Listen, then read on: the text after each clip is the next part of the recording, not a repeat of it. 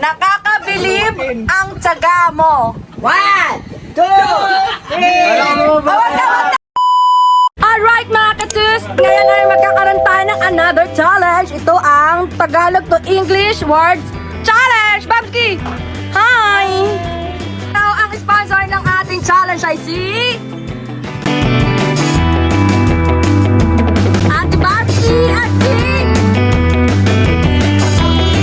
Papa Win in the house!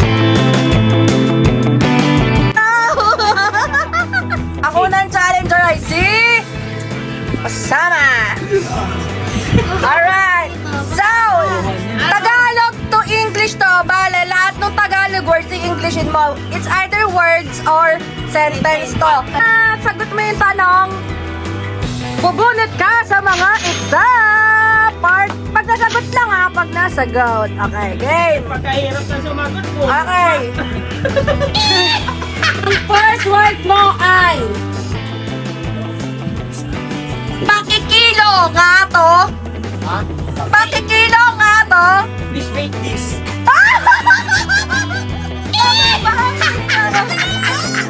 Patingin. Ano tamang sagot? Ah! Tama! Isang chance pa. Mali, mali. Pero may mali. Bilis. Wait this. Wait this please. Sige na, pwede na nga. Pwede na, pwede na. Sige, sige, pwede na yan. Bigay ang 50 pesos. Second challenger ay si Ervin. Okay, ito sa'yo. Ano to? Sentence na total. Medyo may kagalingan ka naman sa pag-English. Okay. May bagong gawang tinapay ba kayo? Do you have newly baked bread? Do you have newly baked bread? Ano pa kayo titanong? May bagong gawang tinapay ba kayo? Tama, do you have newly baked bread? Do you have newly baked bread? Ready? Ganon? Tanong natin ang ating sponsor. Ano? Pwede na ba yun? Do you have... So guys, ito yung tamang sagot. Ito. Ano yan? Yan. Ikaw, sponsor. Miss Banker. Miss Banker. Ano? Pagbibigyan ba? Pwede na, pwede. Pwede. 50 pesos! Ang tamang sagot, Ben, hindi newly. Fresh. Fresh, kasi tinapay eh. Okay. Okay. Third challenger! Si Yang Eugene. Batiin mo muna sila. Get pilot. Ito, matalino to sa English. Walang pakundangan. Talagang ang grade nito. Anong grade mo sa English? 97. Wow. Kami kung ilan na. Ito. 70. Ito sa'yo. Nakakabilib ang tiyaga mo.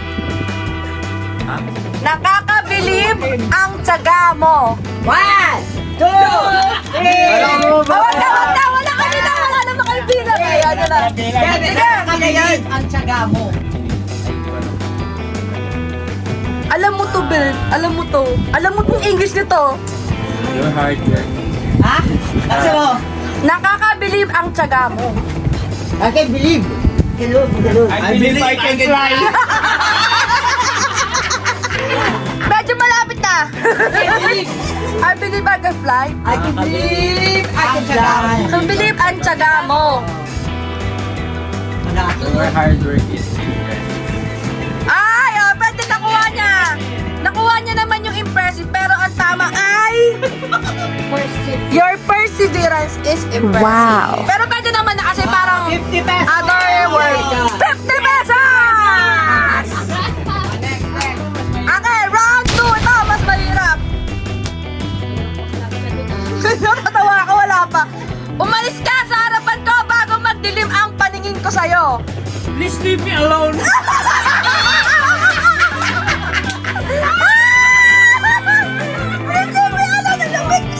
Ang haba-haba na sinabi ko, kapatingin niya. Please leave me alone. Ito na mo yung sinabi ko ha.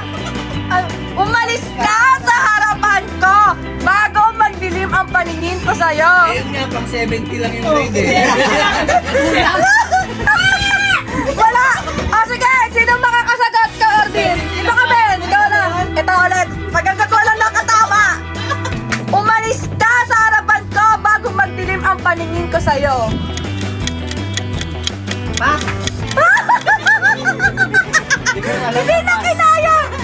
Pass. Try mo lang. Ulitin ko. Ako nga nagpakanta ka sa vlog eh. Sa harap ko. Umalis ka sa harapan ko bago magdilim ang paningin ko sa'yo. Leave!